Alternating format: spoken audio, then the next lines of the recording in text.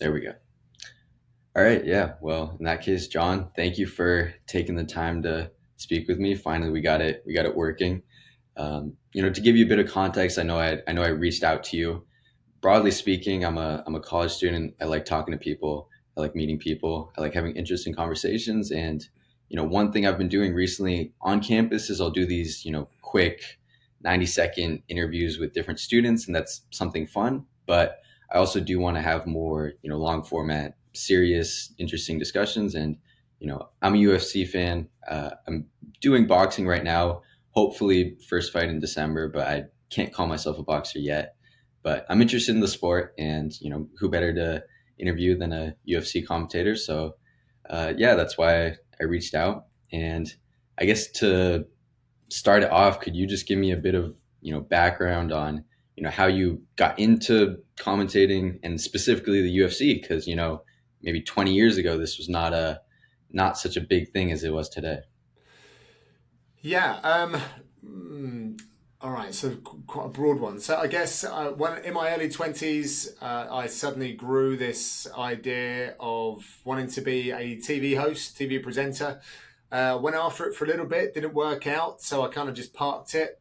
But a thread that's kind of run through my life really since I was 7 has been martial arts and combat sports. So I was on the mats for judo. That was my first martial art. You mentioned boxing. I used to do the amateur boxing over here in the UK. And eventually, after finding MMA kind of later through watching the UFC, I took up MMA in my late 20s. So I was part of a team. That team put on a fight show. I was asked by my coach whether I would like to do some commentary for it. I said yes. Started doing more and more work in commentary, writing, all kinds of different ways in MMA, just to try and spread the good word, as it were, help people understand the sport better, champion the athletes. And when the UFC were looking to expand internationally, I guess I was one of the more active on the scene, and I did the relevant screen testing. And here we are, 10 years later. So I'm a little bit curious about that part specifically. When you're let's say interviewing to be a commentator, how do they tell if you're good? Do they essentially just give you a trial? Hey, go commentate this person. We'll see if you like you. Yeah, I think that the good thing about, well, the thing about my sort of work is that it's out there, right? Even before the UFC, I was commentating on like Conor McGregor's rise in MMA, some others as well. So my commentary was across a few athletes that the matchmakers would have been listening to, and then obviously Dana White himself, some of the others that were on the in the production side. So when they're going to go out and look to expand a market, then they've got to see like geographically what works, who are the voices that they think would represent their brand well. So I guess I probably ticked a few of the early boxes, and then of course they want to see your resume, and from there, all right, well let's give them a go. So they put us in, like I've got my own home studio here, but I went down to BT Sport at the time, went down to their studios. They told me not to watch the fights from the weekend that had just gone by. They put me in a chair, and they had Dan Hardy next to me, and they were like, right, let's see what you got. And so we had to call some fights that have only just taken place to the best of our ability. And after that, it all got sent through to Las Vegas, and there were a couple of other people that got screen tested as well. And I guess they liked my work the best.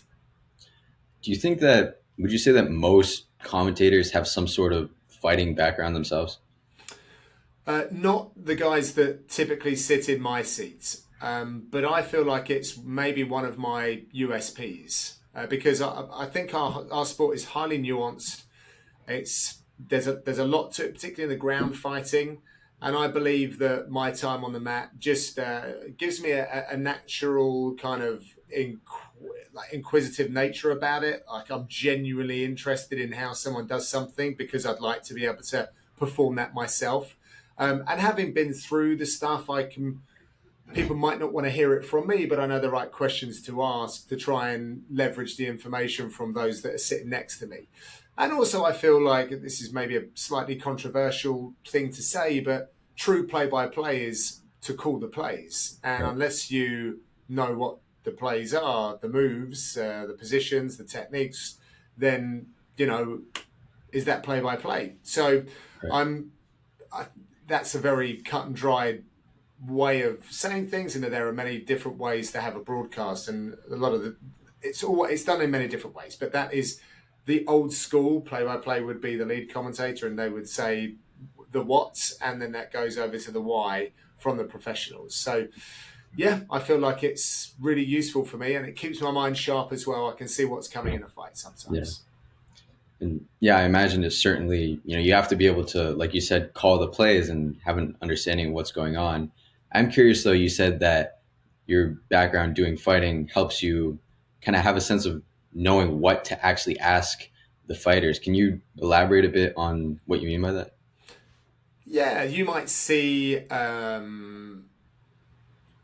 So there's many different aspects to a broadcast, right? If someone's fighting at home, like we just had the Paris card, Yeah. so you got a Frenchman who's fighting at home in Paris. Now I've walked out before in like a town very close to me, like geographically, so I had a lot of people that were there for me. So I'm now performing in front of friends and family, not just a bunch of people that are going to boo me, for example.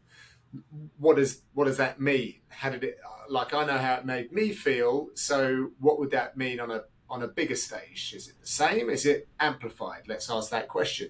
You've got Southpaw versus Orthodox. Okay, what kind of things will you naturally see from a Southpaw versus Orthodox? Well, the power hand and the power leg they tend to use those techniques more than the lead and the jab, just because they're very close to one another. It doesn't always work so easy. But then the southpaw guy has still got the option of the liver shots on the power side. So there's a few things that if you understand fighting, like side control in mixed martial arts, not many people use it. It's kind of easy to escape from. So if someone is in side control, then I would guess they would probably be looking to advance that position fairly quickly or immediately attack a crossbody arm lock, for example, or maybe a scarf hold, but that's it.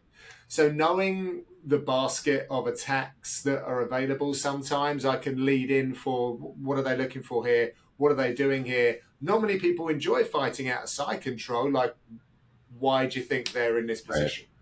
I think that can open up some interesting notes that people that are learning the sport as a viewer, they can be enlightened.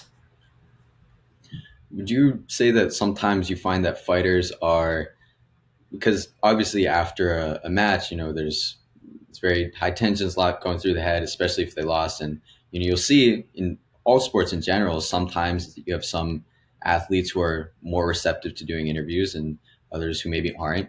So my question to you would be, do you find that athletes, fighters in general, are more receptive to talking to, commentators, reporters, interviewers, if they know that they have some knowledge or have some prior fighting experience? They're like, hey, you get it, you understand what I went through, as opposed to someone who's just, here to ask questions. I think you can extend that. Like interviewing is a bit of a special subject for me, and I think you'll find that there will be people at Joe Rogan, for example. Yeah. There will be people that they will bare their soul to Joe Rogan without having met him before, Yeah. because they trust he's a good conversationalist, a good interviewer. He's got a huge platform, so people know that there will be a lot of people listening. So they might even reserve their story for the day that they go on Joe Rogan. Ariel Hawani is obviously a very big figure here in mixed martial arts, and he does a weekly show. Like if I had to break some news and I wanted a lot of people to hear it, probably Ariel's show is going to be the one to go to.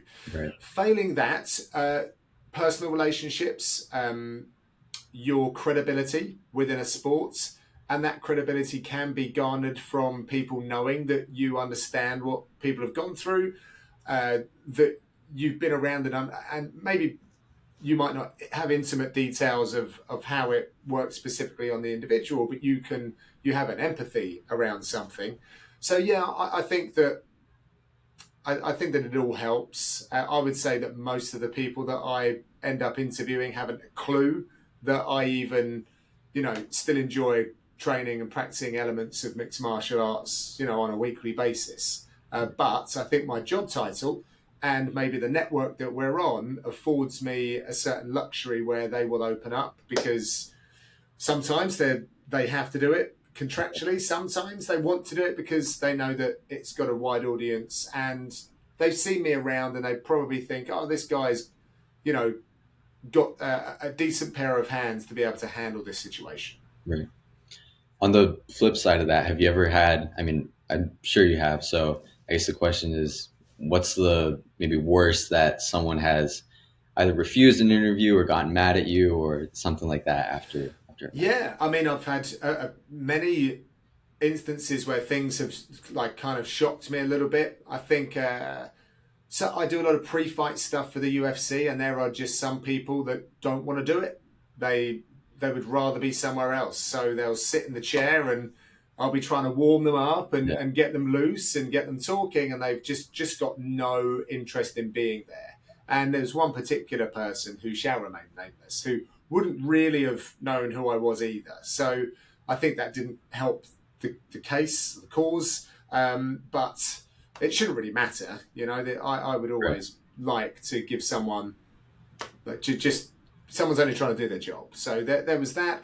I remember, when else was a bad time? I remember there's someone that I'd gotten quite close to, sort of very friendly with, and I thought that the question that I was going to come in with was typically one that I would leave till much later in an interview process, but because of the way our interactions had been going over the previous couple of days, I thought, oh, I'll just get this out of the way now. And it completely destroyed and threw the interview off, because he didn't, once the camera's on, it's very different to just having a casual conversation. So there are certain rules that I keep in mind, and I sort of went outside of those that time, and I'm like, oh boy, I could have just completely messed up this whole interview, uh, because I went outside of what I know to be the kind of high order, low order questions that one would ask at a certain point within the conversation. So yeah, it happens, and you learn, and you try not to repeat those same things. Yeah. When you say about, trying to warm them up a little bit, maybe they're, you said it's a pre-fight thing, they'd rather be doing something else. Just generally speaking, I guess how do you try and do that if someone's not so engaged? I mean, do you try and joke with them, like, talk about their outfit or something like that? How do you try and get someone involved? Yeah, I just, I know it's tough. no, it can be, and you just got to keep pulling at threads. If you're typically you're in a new city to what they grew up in, for example, so you will even go like, how would you travel? Like real simple stuff, and us Brits are great at that. We talk about the weather as like the first Yeah. question of the day with anyone around us. Oh, the weather today is better than expected, or oh, isn't it awful outside? So you can just kind of get those things going, and sometimes people just develop it and layer it and go in one direction. And here's another example, though, of me trying to do that, where I was maybe over familiar with a fighter and said, "Oh, how's your dog doing?" My dog died. I'm like, "Fuck." So I'd known from their socials that they were really close with their dog, and but I hadn't Yeah. obviously been that close to their socials in those weeks leading up to it, where the dog had passed away, and that person was really upset about that situation. And now I've brought that into the interview Right. room, where we're trying to now have a positive conversation, Yeah. or a constructive conversation around fight week. So again, disappointed with myself in that. So if you're not sure about something, and even when you think there's little things out there, oh, how's your wife doing, or your girlfriend? I'm split up with Yeah. it. Be like, oh Jesus. So you've got to be a little bit careful. It's worth absolutely making sure of some of those points before you start treading around it. Right. And on that note of, I guess, keeping up with fighters, their lives, their social media, how much does that play into account when you're thinking of, I guess, preparing for any sort of interview? Because yes, like you said, it's good to know things about them, but you have to be sure about it because otherwise you can, say that their dog died or something like that. And yes, you want to know their background, their story, and everything. But at the end of the day, you're talking about fighting. So I guess how much do you think about following fighters on social media, keeping up what's going on there? their lives, maybe aside from the actual fighting. Oh no, it's just as important. Just as important. Oh yeah, 100%. Because my job I see really is as a storyteller. Yeah. Because otherwise it's just X versus Right. Y in a fighting forum, which I would still watch and enjoy, but I know that I'll just get more emotionally attached to someone if I can resonate with their story, respect their story, or even downright hate their story. Yeah. Right? Of We have the heels out there. course. Some people you'll hear the whole the adage, you might not like me, but you'll pay to watch Right. me. So it's a very really big part. Social media is great for that. There's a lot of things that social media can be guilty for, but trust me, as someone that tried to do this kind of thing before the advent of the serious amount of social media we have now, I would I would literally have to go to someone's gym, phone them, or write them an email to try and get some kind of engagement to get them to answer some of my questions. Now, as much as I still would stand by what I've just told you, I think personal interaction is much better. Yeah. I can at least get a head start. I can find out a little bit more before I go in so I'm not in blind.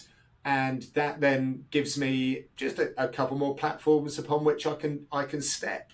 So you can already know a few things about someone. So some of the smaller talk, for example, can just get put to the side. And then fighting is what bonds us all. If this, for me, if talking about the UFC work. So even in that, you were just going back to how do you warm someone up? Did you watch the fights last week? Oh, Right. did you sit like you pick out something, a standout part of it, and then we can all check in with that. So yeah, there are some themes there for sure. Do you are you familiar with I think his name is Nardwar, the interviewer? Nardwalk. Nardwar. It's a bit of an unconventional name. Essentially, he's known as a guy who interviews maybe celebrities, musicians, actors, Okay, typically musicians, and okay, he's a bit of a character. He's got an outfit. He's got funny hair. He's big glasses. But he's got a few million followers. But his whole thing is that his whole shtick, if you will, is that he does insanely deep research on the people he interviews. So, he'll go talk to some rapper and he'll say, hey, can you tell me about this? And the thing he says will be some very obscure thing from the guy's eighth grade, classroom. right, And the whole right, thing is, oh, wow, how'd you know about that? Are you yeah, following me? What's yeah. so? I guess the question was going to be, is there a Nardwar of MMA? Is there someone who tries to really go in depth and just knows everything about every fighter? Um, I mean, Ariel's probably someone close to that. I'm going to look up this person as well because it's intriguing. I do like people that do the interview well because there's a few alarm bells there for me. I'm not saying he's got a following for a reason. Did you say? Is it he or a she? Yeah, it's He, it's a bit of a yeah, niche thing, but yeah, people like yeah, no, and niche is great, right? But you sometimes if someone's comes in with such personal detail, then it can really make you like shell up. yeah, You can become really defensive because someone's. I said earlier, you get just a bit too personal too quick. So you have to be careful of that, and also gimmicks. I'm not a fan of gimmicks, like even a look, and it's a bit crazy. Someone that wears a bow tie, right, but like gimmicks do tend to sort of have a shelf life, and they fall off a bit. But anyway, I don't know if there is someone that is like the oracle, but Ariel's just got a wonderful memory, so there's that. But the other ones that are out there, I'm not too sure. Yeah, I think we're in a growing space. There's room for more people for sure. We need more voices, better voices, and yeah, to shake things up a little bit. We've seen it with Nina coming in. She has her own style, which is really having a positive effect on fight week and showing us a side to fighters that we hadn't typically seen before. I think. yeah.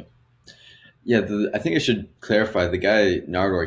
It's less of a formal, sit down interview show. It's more of a, he'll be maybe they're Like a backstage. reaction thing, just grabbing a bite. It's sort of like, he'll do it for a few minutes. It'll be a 5 minute, 10 minute thing, sometimes Right. a few minutes.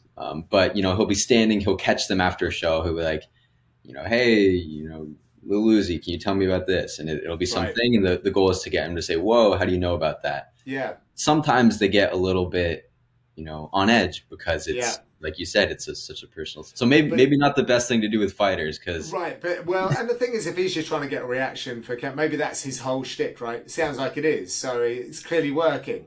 There will be people that are very combative with their interview style, and yeah, again, I'm not saying it doesn't work. Like Piers Morgan, for example, goes like on the attack almost yeah, from the get go. So I mean, there's many different ways to do it. It's just what you're trying to achieve, what the end result is that you're trying to. For me, I'm trying to gather information, so I'm trying to keep on side with most of these men and women. yeah. With talking about social media, and you mentioned Nina and all these social media, personalities, commentators, even the fighters themselves, with MMA, boxing, UFC, combat sports in general, uh, you're seeing more and more fighters will have their own. They're trying to develop their own brand, so they'll have their own YouTube channel, their own account, and they'll maybe start doing, hey, countdown to fight week or week one fight camp or daily vlogs or Sean O'Malley's a great example. He's done a lot of social media promotion. Obviously, Conor McGregor from a few years before, and if you want to go to boxing, I know maybe controversial subject with the UFC, but Jake Paul, similar idea. I guess my question is, what are your I can keep it broad because I'm curious about what you have to say. So, what are your thoughts on that? Obviously, it's helpful for the fighters to have more people know them, but it is a bit of a newer thing than maybe 5, 10 years ago. I think it's really important. It's definitely a really good tool, but I don't know if you should force people to do it. So there's this whole thing about oh, you've got to be authentic, and I think you've got to be a bit careful with authenticity because we can be a bit too authentic Yeah, sometimes and land yourself in hot water.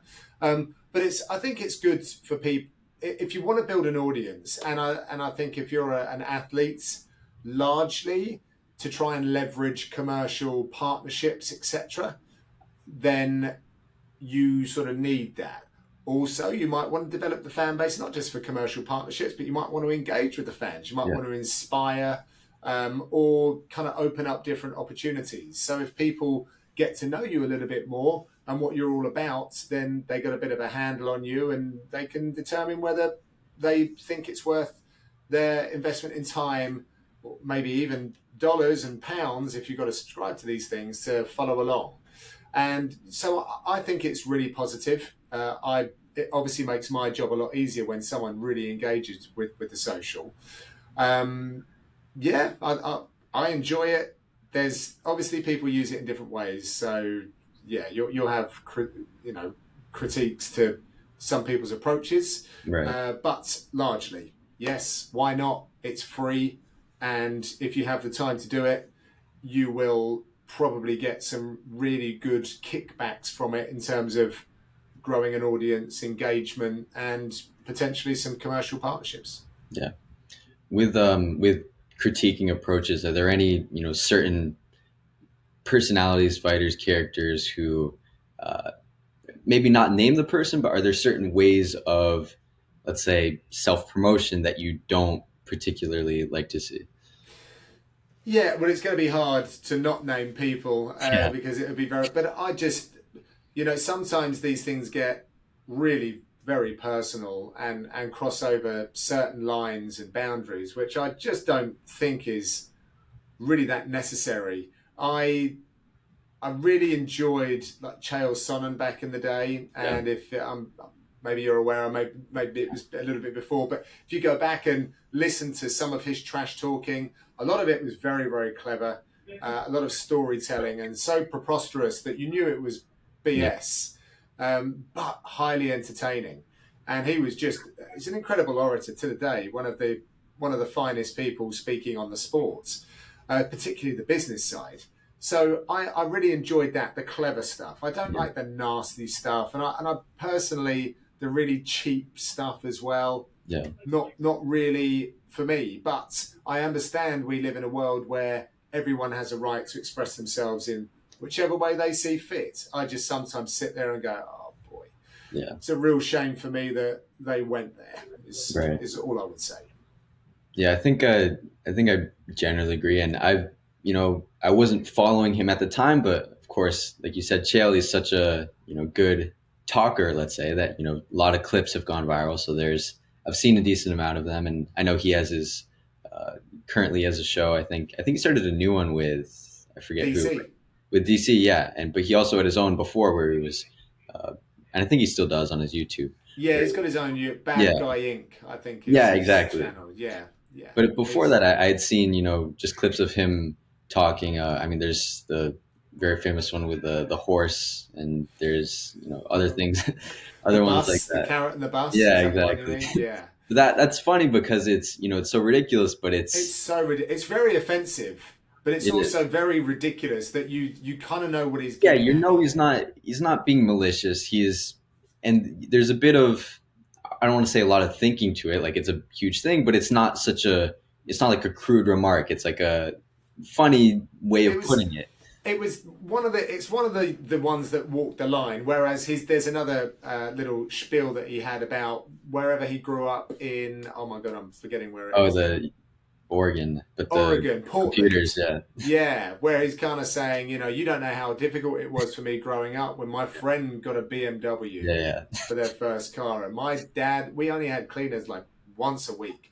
Things like that, you just look at it and go, "This is yeah, just really funny, really yeah, clever." So, I mean, Connor, largely with his quips, has been very good. yeah, And very, very sharp mind. But then sometimes I don't agree with everything he said. He said some pretty wild stuff. right, Yeah, and we have them like Darren Till, someone in the UK. yeah, Again, he said some pretty mad stuff in the end, but he was entertaining as well. So yeah, so it's funny, it's good, it gets people listening, attracts eyeballs, and I think that's obviously what the promotions would like.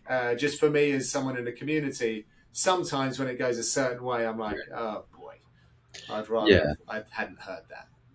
yeah. And I think if it's somewhat clever, if it's not clearly purely just an attack, I think it's good. I of course people should still be able to go that route if they want to, Yeah, because at the end of the day, people say we're in an attention economy, and I guess the question is at what cost? Because if you're yeah, gonna go that route, you can do that. Maybe you get some views in the short term, but you also kind of limit the image you can have, going forward. So, and maybe some yeah. people do that; they lean into it. But And and by the way, I don't always get it right. I think, oh my god, that was like egregious, and then the next thing I know, I hear it's being celebrated. For example, and I'm not saying that this was egregious, but Brian Battle had a yeah, pretty spirited post-fight interview in Paris where he's flipping off the crowd and he's you boo me, I love it, and then kind of said a few other things, and then I saw him at the hotel. I'm like, oh my god, you're not even keeping things on the down low in here. You're out with all the French guys, and he said, people have been coming up to me asking for photos with yeah, me, like flipping them off, and I'm like, oh, all right. So maybe they understand. Is it pantomime? I don't know. So I know I'm quite sensitive to these things because I know I'm not like that, and unless it was really really personal, I don't think it would ever descend into those sorts of tactics for me. But hey, listen, you do you, and I'm glad to see that he wasn't beaten black and blue by mobs, and also that the people maybe saw it in a certain light that they enjoyed it. I guess I don't know. yeah. I saw that as well because I didn't watch the fights that night per se myself, but I that was the first thing I heard from that night of him and his whole post fight thing, because the whole crowd's booing. They're like and he's like, I don't care. It's a I think I liked it, seeing it, because I think people like that. One, it's talking about authenticity earlier. It's this is who I am, this is how I feel, I don't care.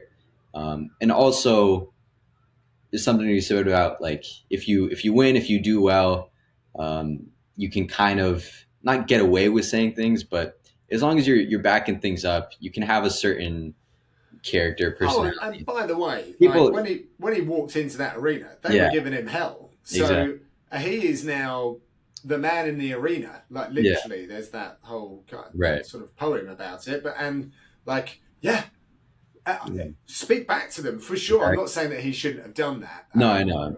It just for me. I'm like, I was surprised to hear that the fans Right. actually responded to the boos in a positive way. Some of them by wanting photos with him, and I'm like, sometimes I don't know. Like of a little bit older, a different generation. So I'm like, oh, okay, I need to catch up with this and just see how it might be consumed in a different way. Just a lot of projecting, I guess, from my side. I mean, I know I certainly would have wanted to take a picture with him after that because it's just it's a cool moment, and in a sense, it is, man in the arena. He kind of earned it a little bit. So it's like, yeah, Yeah, we're booing you, but all right, you won. All right, fair enough. yeah, But yeah, that type of stuff is cool to see. It's just when you'll see. I guess what comes to mind is not UFC, but Jake Paul with the boxing because a lot of people with uh, I guess a lot of young people know him, and yeah. he'll go fully not overboard, but he'll I don't know. It's an interesting dynamic because it's like you want people to watch you, you want attention, and it clearly does well for you, but you have to be careful of not limiting possible opportunities in the future. So Yes, I agree. yeah. All right. I guess I want to switch things up a little bit. So I'm curious about because being a commentator, especially for the UFC, MMA, it's not a I don't know if the word is traditional path, but it's certainly a unique role. So my question is, and in a way, it's similar to being an athlete in the sense that you have something that you build up to, a performance that you work towards. Mm-hmm. You're doing things during the week, but at the end of the week, there's an event that you have to commentate, report on, interview people. So everything's in preparation for that. So what I'm curious about is, what does work look like when you're not actually at the event? During the week, in the build up, preparing. What is it that you're doing day to day?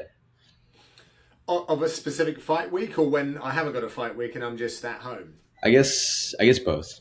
Okay, so fight week, I'm brought in as a producer as well as a commentator, which is another unique part of my journey to the other play-by-play guys. So that brings me into fight week a little earlier. I typically get in on a Tuesday, and just in the past, I've helped like set the room up, put the lighting stands out, set the lights up, steam the backdrop, get everything ready. But now there's different crews and different teams, and it's largely taken care of. But yeah, I used to even like arrange the rooms, and that used to be quite stressful. Thankfully, don't have to do that these days. And then on the Wednesday, it's a full day of interviews and like the shadow boxing and just choreographing, that kind of stuff. Then the following day, we would have fighter meetings where it's like a round robin of fighters just coming in, telling their story. We'll ask them a bunch of questions. We get a certain amount of time with them. Then after that, we'll probably we do straight away. We have the meeting about the show, and on the Friday we have the weigh-ins, and I'll typically announce the official weigh-ins. Friday afternoon, probably attend the ceremonials and do some sound checks at the arena. Then Saturday it's show day. But every single hour when I'm not on one of what I've just described to you, I will be researching and recording voiceovers for the broadcast, etc. And if it's, let's say, not on a fight week. Yes. So we talk about social media and content. Well, I've got a deal with UFC Fight Pass, so I have to churn out weekly content for them and some like some other bits as well. I'm always watching, going through stuff, rewatching fights that I might not have caught on a weekend. You got Dana White's Contender Series. I've got some other projects as well that I like working on. I'm part of the English Mixed Martial Arts Association here in England, the UK. So we're doing work together to try and elevate the sport. Part of a fight team, so I go down. I still like to train, obviously. That's a big part of it. And then I have a family, so I try and balance that schedule with those guys, and that's pretty much it. Yeah, I do like a lot of DIY, a lot of like even this stuff. The room that I'm in now, I've sort of redesigned this to make it soundproofed, and yeah, there's always stuff. As a homeowner, there's always stuff that needs repairing. So a little bit of that as well. So sounds like when there's a fight or it's a fight week, there's maybe a lot more scheduled things, and of course it makes sense. You have this interview here, this recording thing here, but when it's not a fight week, it seems like you have a lot of different things to work on. But is it accurate to say that you kind of have flexibility in scheduling all of that on your own, and it's just okay? Yeah, Here's well, what I have to do. I'm It's not just employed. Yeah, I'm a right. freelancer, Yeah, so I might get, and I don't just do the UFC. It's 95% of my work, but right. I might get asked to go and shoot a feature with an athlete from Europe. So Benoit Saint Denis was through my team, if you will. We went and covered that shoot. I've been to Paddy a bunch and a bunch of the gyms around Europe. So I'd have to take off, organise that, and go and shoot with those guys. But I would organise that according to everyone's schedule. And yes, otherwise, I am thankfully the master of my own schedule, but certain things need to be done at certain times.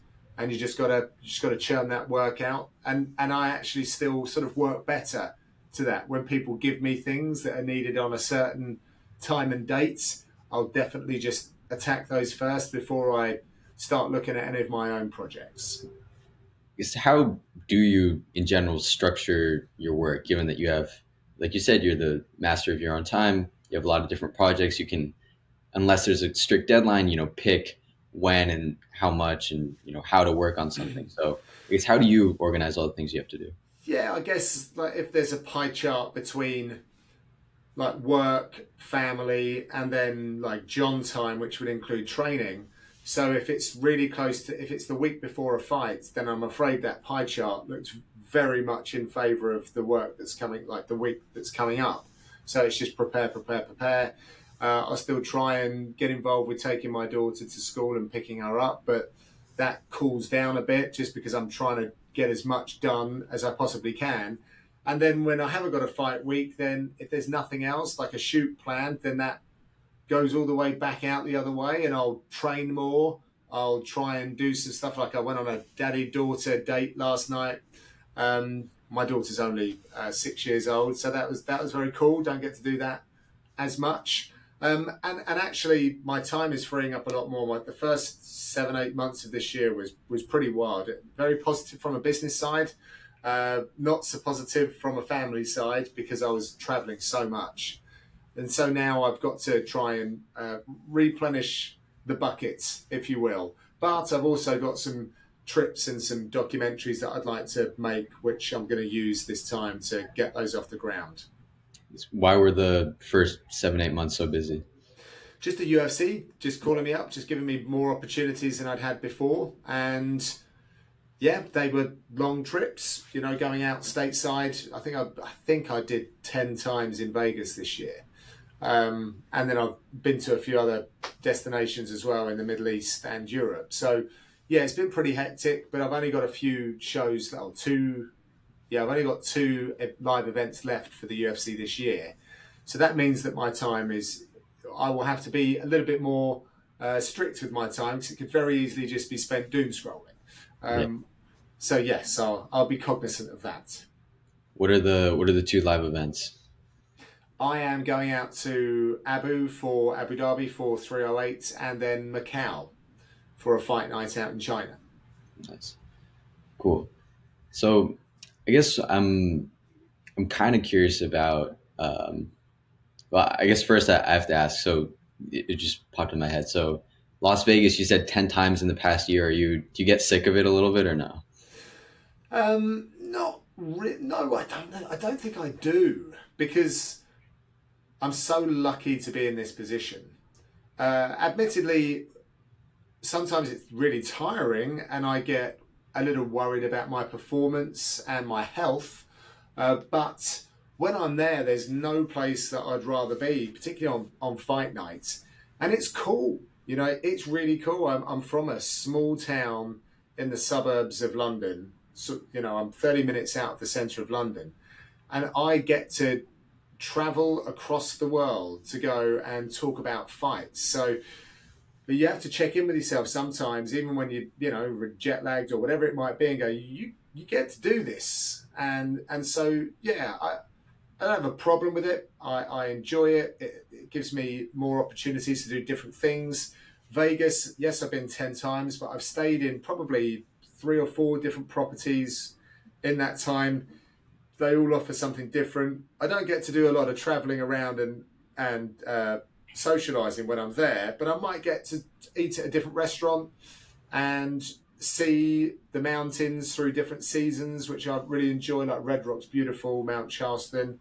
So yeah, you just got to try and see, like, take the positives of the bits that you can, and because some bits will just be rough, but again, you're given an opportunity to go and earn a living doing that. Right. So it could be worse, and I've done worse jobs, so I'm very aware of that. Do you have a favorite place to go?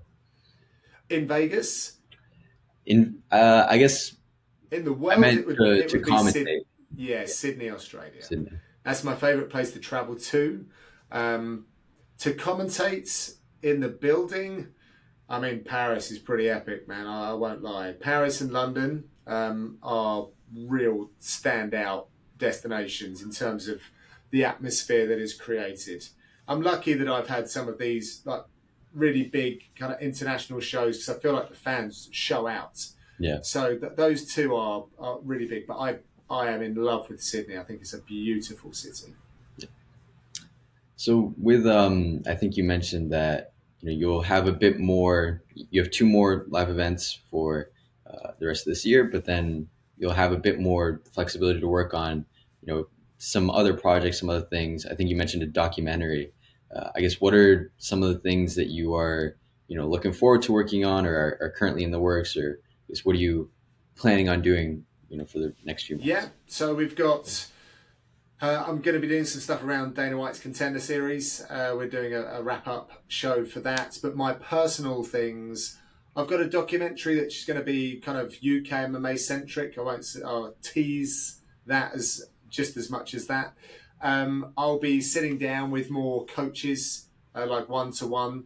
I really want to go and visit the fighting nerds. I want to pay them a visit in Brazil, see what they're doing because they're so successful. That's going to be a very expensive and logistically tough trip. So, and I don't know whether I'll be able to squeeze it in because actually only 2 trips, but with Christmas coming up and Right. my wife's birthday and school holidays, then actually you start seeing the time. It's like, oh boy, I've not, and I've got to prepare for these other shows. But I'd like to try and do those at the very least. But yeah, they're going to take a bit of work. Yeah, so the podcasting with sitting down, doing similar stuff to this, documentary, and well, 2 documentary pieces if I can before the end of the year. And is that all self-directed? As in, these are projects that you're setting on, or are these Yes. some of these are any of them where you're helping on someone else's project? No, all of those that I've mentioned, they are all produced, presented, and part edited by me. Got it. And so, I guess in terms of not logistically, but distribution wise, is this like, let's say your own YouTube channel or Oh, for UFC Fight Pass. UFC So pipe? yeah, I Okay, give it to UFC Fight Pass, and then but I share off like the trailers and the clips all go on my own social channels as well. We like do that whole collaborative invitation thing. got it. Is there a certain type of, I guess, video or a certain type of shoot that you like doing the most? Uh, I think I'm really lucky that I do such a wide range of things. So I mentioned that I'll go and produce a feature for the UFC. So I'm very much stood behind the camera. You'll never even know that I was there if you watch the final product, and that's good.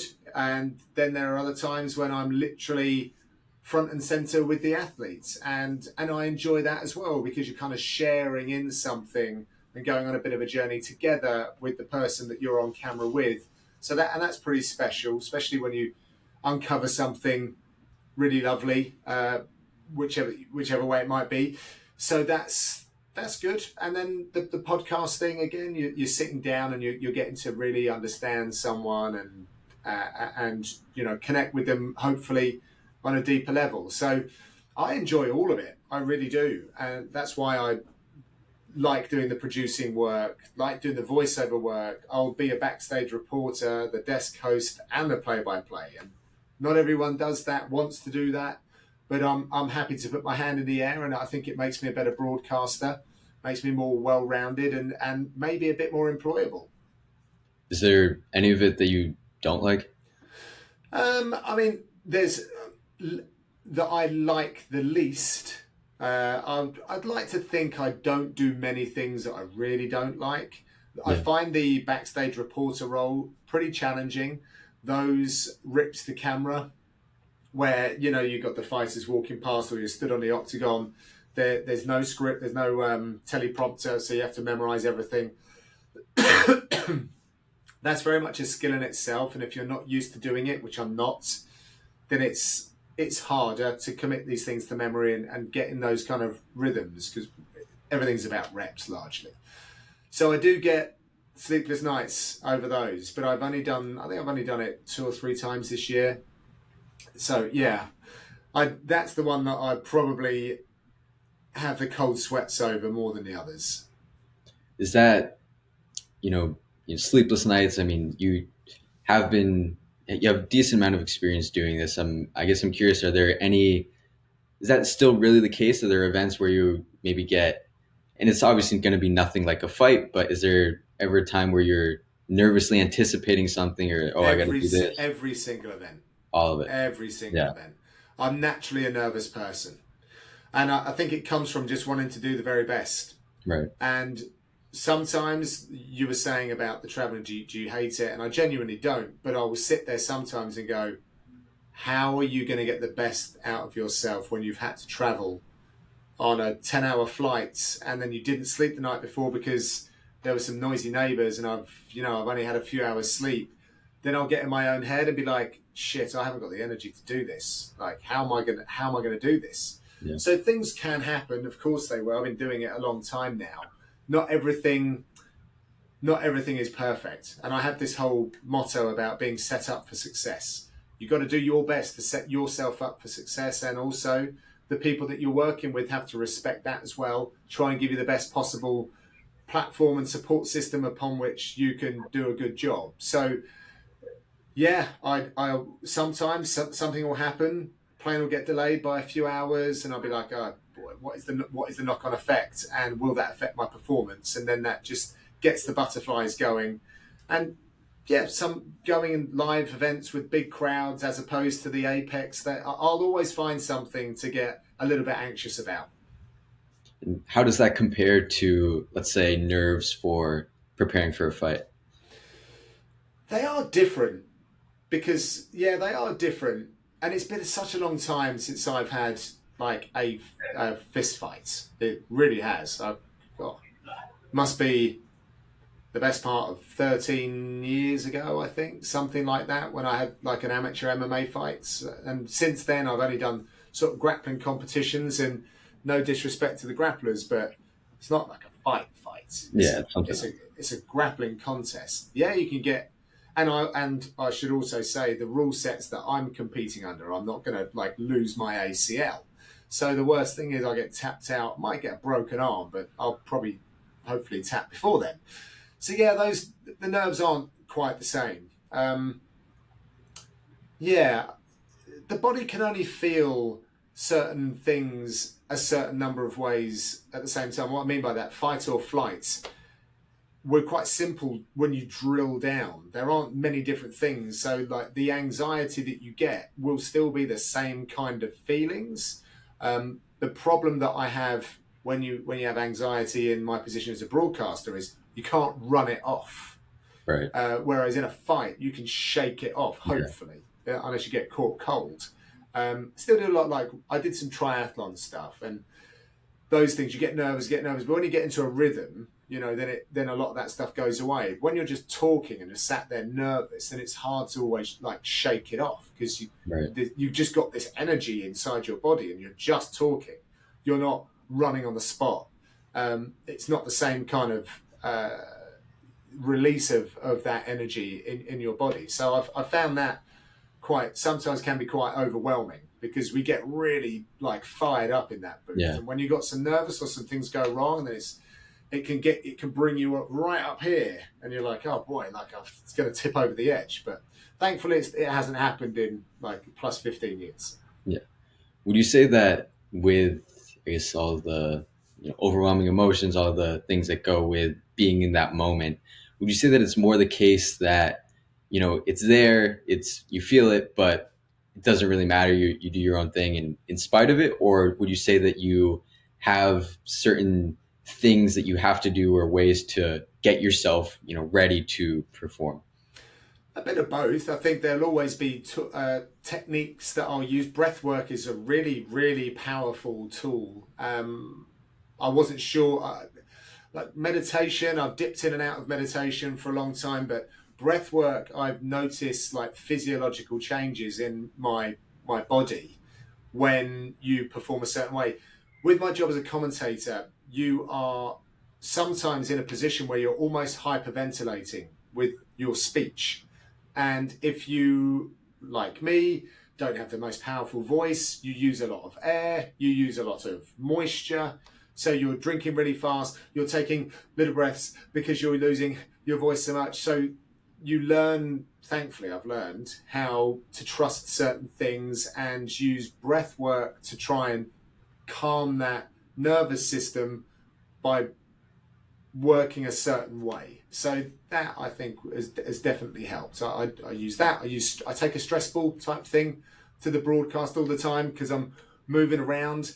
But I trust in myself that I've done this enough in various arenas, at various levels, important fights, like under the radar fights. And I've always managed to know, no matter what's happened, deliver and pull through. Yeah.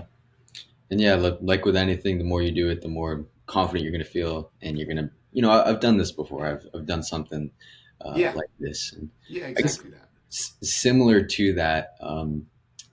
One thing I'm curious about is, speaking of having done this for a long time, essentially what you're doing, and it's in a certain format. You have a certain goal, but essentially what you're doing is just talking to people, communicating, and practicing doing that over and over again. So, my question, and it's a bit broad, but you can take it how you will, is has there, or rather, what has been the biggest thing that you've learned as far as being able to effectively communicate with people, talk to people, interact in different scenarios from your time as a commentator? Uh, how have I been? Tricky one to answer that. I guess I've just had confidence in my own like personality type. You just got to just. I think for me, I might have mentioned it earlier, and you just be nice to people. Just try Yeah, and be nice to people because for the work that I'm doing, I'm really I'm really it's a bit of a one. It's a largely a one way exchange. Like I need you to give me stuff. Admittedly, I'd like to think I'm trying to do you a service by be the conduit for your story to get it out there. But I need things to say about you for the commentary. Hopefully, you see value in someone telling the story whilst you're competing. So I think it's yeah, if you're nice to people and you don't say horrible things and you represent people accurately and maybe you don't overshare and you if something's in private then you don't say that, then you're it'll work and it's a nice little exchange. So um, always put yourself out, always be good, don't be a horrible person, don't like shaft people, just work really hard at forging those relationships and try your best to be a solid communicator and just keep sharpening those tools as well, like read about it, like how do I get better at all of these parts, and yeah, just you can never learn enough, right? yeah. I guess maybe an even more pointed question would be, what would you say is the biggest thing that you learned when first started commentating, as far as making the adjustment from not having done this and having experience in the fight game versus this new career track? What was the biggest adjustment you had to make, or the biggest thing that you had to learn? Um,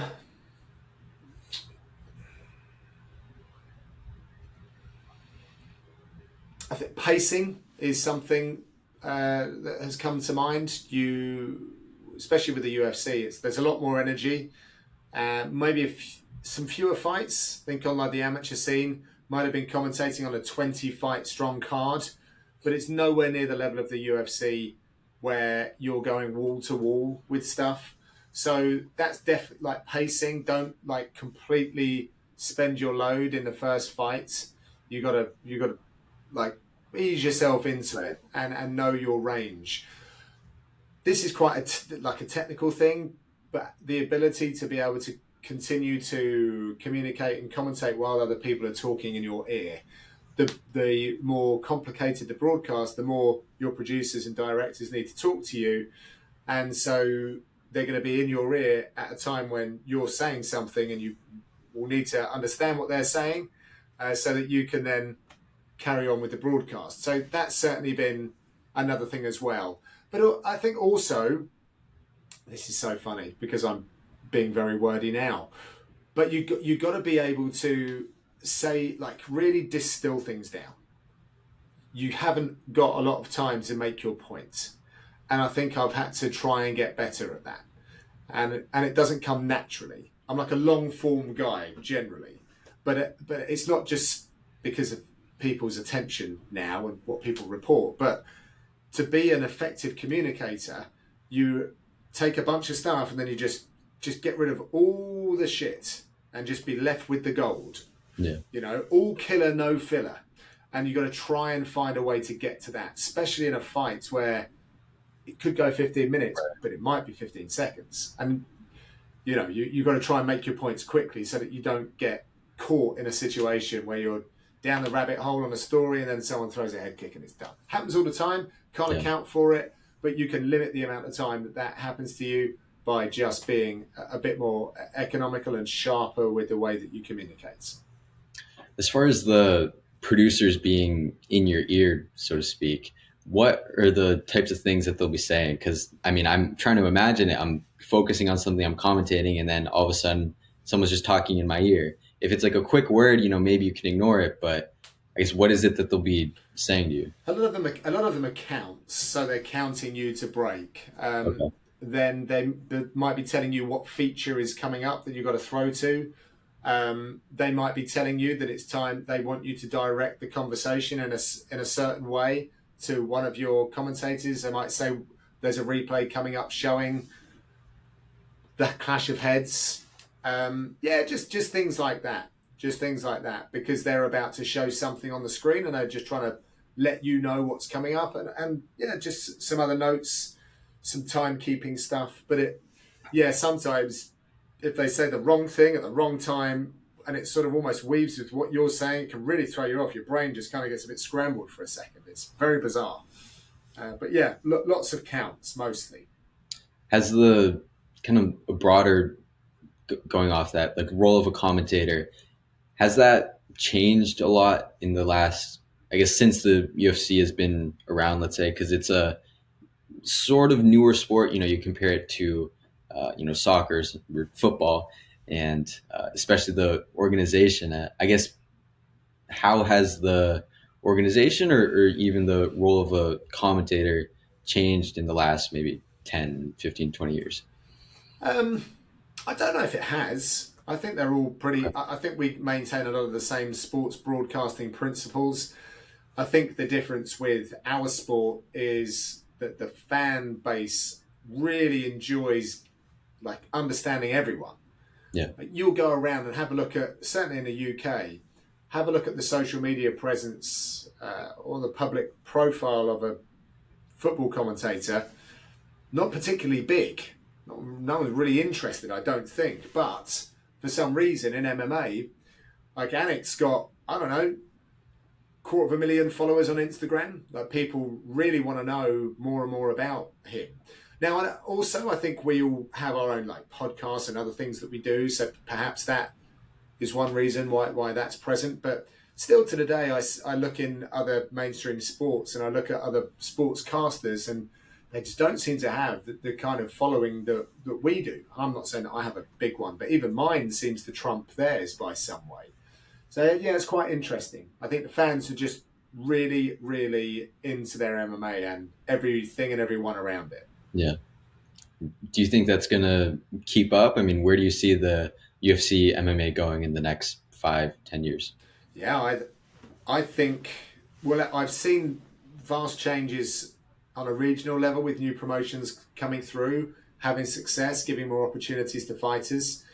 I think that the UFC still could take on more fighters, which means they're going to need to add to the events. You don't have to watch them all. But Dana White's Contender Series is an example of like fights on a Tuesday night, right? Or Wednesday morning for me. But there's an appetite there. It's slightly different. And I think when there are points of difference, a bit like I watched football, was it last night, night before? And I'll watch it on a Saturday. I'll also might watch it on a Sunday. And I think we're not there yet with MMA. It's pretty much a Saturday night thing. So there's room to manoeuvre that and change and have fights more regularly from different promotions. But also, I think the UFC will probably do that too. Yeah. That's interesting. I hadn't thought of that. That yeah, it is typically a Saturday night thing, but you think of football or NBA or whatever. It's all throughout the week, and maybe there'll be certain nights where it happens. But yeah, that's interesting. That's something I thought of as far as room for expansion. Um, one thing I am curious about is I would imagine you are able to, but are there ever times where I mean, let's for example, if you're on an official broadcast, probably not. But if someone asks you your opinion as a commentator on, let's say, let's say I asked, is O'Malley going to win the title back? If you're on an official broadcast, I imagine you can't say, yes, he is. But other than that, I imagine you're free to give your opinion on things. Yeah, I mean, again, it just goes back to the way that I've positioned myself, where you're probably not going to get that answer from me. I will give a case for and against, but I very much sit on the fence because I have to interact with these people. Right. So maybe O'Malley's not the best example for me personally because I haven't commentated on one of his fights, but Leon Edwards. Will Right. Leon Edwards get his title back? Yeah. I can say I really hope he does. I mean, I don't know either way, but the best man must win. If I was to say I don't think he will, then one of my next assignments might be a fight night with Leon Edwards as the main event. And he Yeah. may have heard that. He's like, oh, so you don't think I'm going to get Right. my title Yeah. back, do you? And I never want to be in that position. So even when I have my own personal thoughts on things, I tend to just keep them to myself because I think it's more problematic. A lot of people will give opinion is valued greatly in the social space these days. And if I wanted to grow my following, probably need to do more of that. Just not that interested. I'd rather maintain my relationships and not get things wrong and piss people off. So how do you I guess give a not I guess somewhat neutral but also still informative. I guess how would you give the just both you just sides? you have to analyze whatever the situation is and the landscape, right? So Yeah. people say, is Leon going to get his title back? Well, I don't think he's going to get it back this year. Right. It just doesn't look like he's just come back from his vacation. Right now, it looks like they're going in the direction of Shavkat versus Balal, and then you've got to see there are others that have been circling around for a period of time. What happens when Jack Della Maddalena comes back, and then should Leon have a standout performance again in his return fight because doesn't look like he's going to get an immediate title shot, then okay, then we could be seeing springtime next year, he may well get another title shot. So that would be the way that I would probably navigate that kind of question. Got it. Yeah, that makes sense. One thing I want to ask about is, going back to the fighters and having their own brands and social media and whatnot. Let's say someone's a fighter and they're you know not starting out, but maybe early in the pro career, or a very good amateur, but they're not in a huge organization like UFC or something like that. Maybe they're trying to break in, or even they have some event coming up that they want to promote. My question to you would be, what do you think is are there any strategies, or are there any things they should follow as far as promoting themselves, getting themselves out there, getting their name known, or should they maybe just only focus on the fighting, and if you're good enough, people will notice? Um, well, with all due respect to fighters, and I know that it's damn hard, but you can only train for so many hours in a day. And if you're young enough, then you're going to recover a lot better than a 40-year-old would. And if you're young in life, then you might not have dependents, etc. So that means you do have some time. And if you have the inclination and you want to do these things, then I would urge you to do it. Because where you would likely make mistakes in your fight career, you're going to make mistakes in anything that you try and set your hand to. You could ask me the question about like young commentators, what should they do? They should go for like local shows, the the smallest of shows, and earn your stripes that way. It will probably be really difficult because no one's going to give you a hand, but all of those lessons will help you down the line. So I think the earlier that you can get in on that and tell your own story, then others will want to know more about your story. A couple of examples: Paddy Pimblett. Paddy was massive in Liverpool. He had no inclination to really go beyond the borders of Liverpool. He would talk to his people, for his people, about his people on the come up. That was what it was. And then you couldn't help but notice when the whole of Liverpool got behind him, then the rest of the UK started noticing, because they're like, who the hell is this guy with this crazy army of supporters? And then it naturally grows and grows and grows. So you have to be realistic, but I would always say start small and in this concentrated area around the people that you know, friends, family, and then their friends and family, and then communities around that, and it just then develops. Because another thing that I've learned through speaking with athletes, people that don't do that and don't interact with the media, and this might be a consequence of our sport being really young. I have gone to people at the UFC with a camera crew and they have frozen and they don't know how to tell their own story because Yeah. they haven't been asked enough times. So you need to have practice in telling your own story. And as I said earlier about distilling your information, if you try it for the first time, you'll forget a bunch of stuff and you'll say things that aren't really relevant. It might take you 10 minutes. Then for the next time, you'll probably get it down to 7.5. But when you really get it down, you can tell your story, maybe, depending on your story, in a couple of minutes, and you just keep all the best bits. And you leave something on the table for the interviewer as well to come back at you with. So that's why it's important to try and engage with these things, because if you do end up being good, you're going to be pulled in these directions anyway. So the more that you have control over that and sharpen up in these areas, I think it will serve you well. Yeah. And I guess as far as let's say for promoting an event. So let's say I mentioned earlier that I do some boxing. The plan is to I was supposed to have one in May, but it got canceled. But the plan is to early December have my first amateur boxing fight, which fingers crossed will be somewhat near. So I go to Cornell, which is a university in upstate New York. It's a small-ish town, 40,000, 50,000 people. But the good thing is that there's a gym, right in town, and the event would also be in town. So maybe, a few minutes away from the university. The coach likes to joke. He's like, I want, we're going to do it. I want hundreds of drunk Cornell students coming to watch. And, obviously I can, people I know would go and stuff like that. But if I wanted to, let's say, promote the event to people who maybe didn't know me, are there any strategies that I should follow? Um, I think there might. It just depends on your angle, right? I mean, what is it you're studying? Math.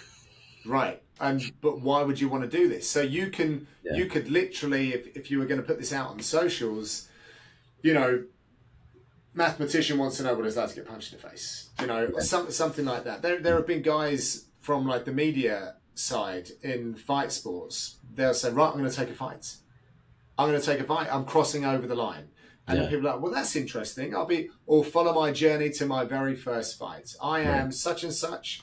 This is what you think that I'd be doing, but I'm going in to do this. And with a little bit of clever editing, for example, that Right. just might spark a little bit of interest where people will be like, oh, okay, well, let's check in with this fella and see what he's all about.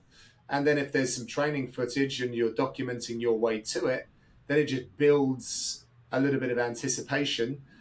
And then come fight night, people might be a little bit more invested than if you'd have just popped up the week before, where you say, "Oh, I'm doing this, come by." But if get people involved in a part of your story, something that makes you uniquely you and different to someone else on that card, then you might go, have a handful more people come and watch you fight.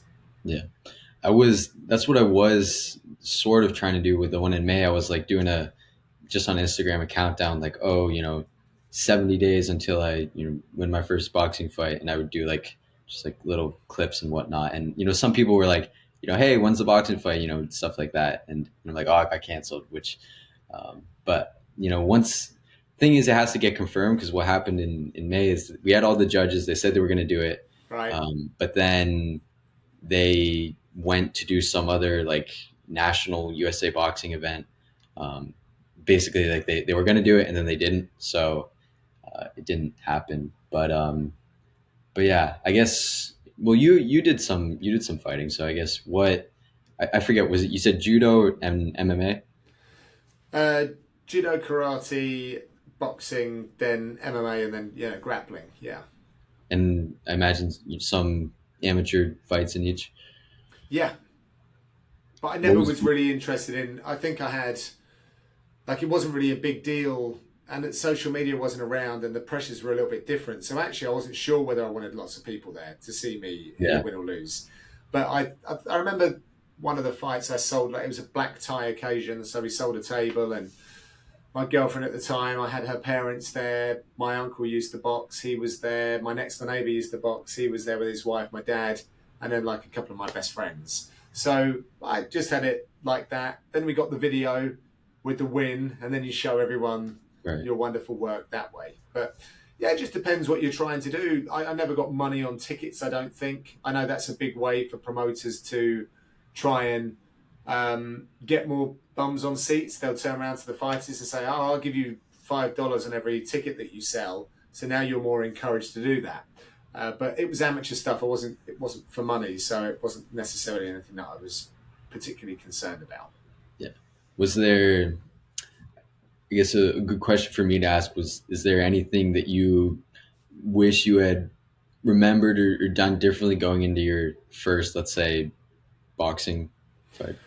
And my very first boxing one, I didn't get started at all.